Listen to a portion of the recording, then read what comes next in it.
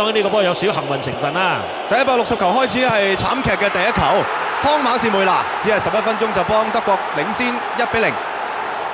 第161個入球，亦都係一個歷史性嘅世界盃入球啊！高魯斯射入佢個人嘅第16個入球，超越朗拿度，成為單一個人入球最高紀錄保持者。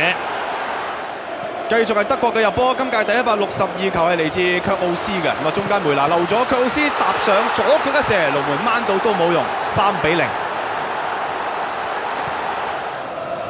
又係卻奧斯啊！咁呢個波咧，佢自己勤力搶咗翻嚟啦。基迪拉亦唔貪功喎，回送翻俾佢輕燙入網，係第163個入球。第2球到第4球只係用咗179秒，跟住又再出現另外一個入波。今屆第164個入波係嚟自基迪拉嘅，基迪拉埋到嚟話射唔射啊？唔射，我俾奧斯爾，奧斯爾我都唔射，不如俾翻你咧。5-0啊！亦都係呢場波第4位德國球員入波。第165個入球呢，就係喺德國對巴西嘅賽事嘅下半場啊！咁啊，當時呢係拿姆將波傳中，咁啊舒爾尼呢快湯馬士梅拿半步將個波送入網。